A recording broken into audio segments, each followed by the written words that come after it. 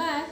So today in this session we will be talking about English, of course. We will start very basic of our English. Now when we talk about English, there are certain aspects that we have to focus on. We'll start from the basic as I told you. So first, let's understand two things. English is a subject. Now you'll say, Hina, we know English is a subject. I know, I'm coming to the next point. English is people. People. Why do I say English is people? Someone who's coming from England will be called English people, right? Yeah, like there's American people, Indian people. So in the same way, there's English people. So English is a subject, but English is people as well. What we are going to study? Of course, the subject. But let me ask you a question before I start explaining you things. My question to you is this sentence.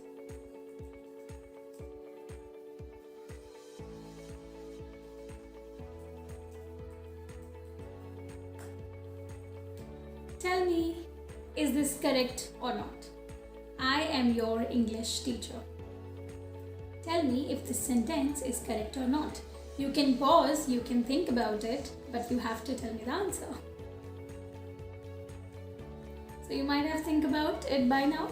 Now let me tell you, this sentence is incorrect here. I hope you all said what I'm saying. This sentence is incorrect. Now why is this sentence incorrect? Because I am your English teacher. That means I'm from England. I am that people English that I was talking about. I am English. I am from England. I'm not talking about subject here. That is the reason this sentence is incorrect. But if I talk about that I'm your English teacher and I want to talk about as a subject, I want to tell you that I will be the one who will teach you English. How should I write it? Let's try to correct it.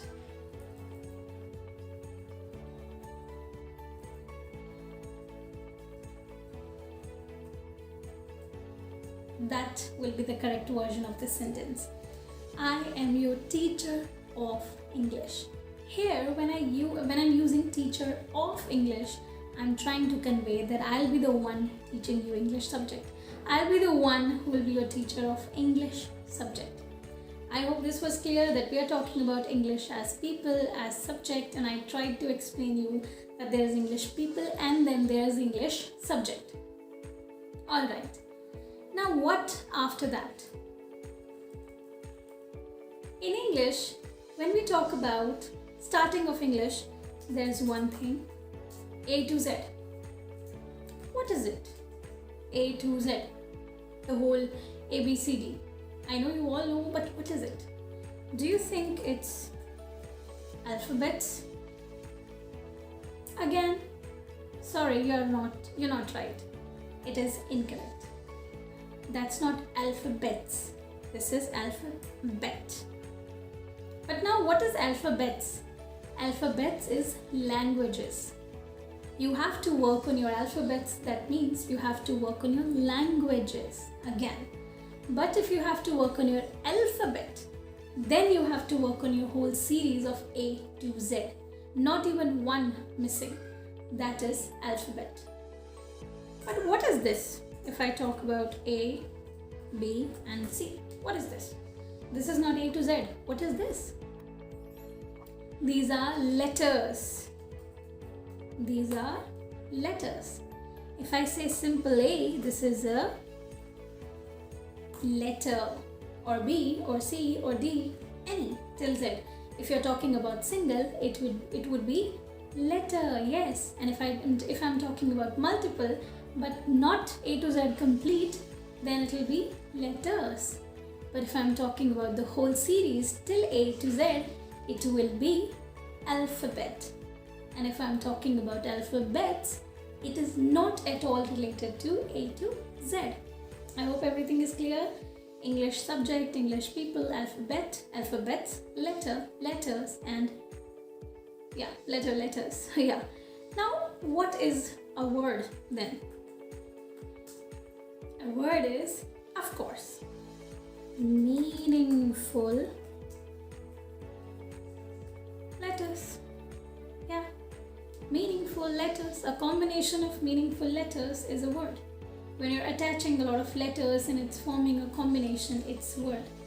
But not every letters can be word. If I'm just saying that KYH, is it a word? No. But if I'm writing TOO, is it a word? Yes, because that one is forming a meaning. The former one was not forming any meaning. So you got it? Yes. Combination of letters that is forming a meaning is a word. Now what is a sentence? Again, words forming a meaning.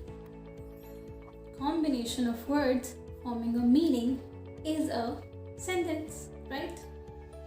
But then there are other terms as well.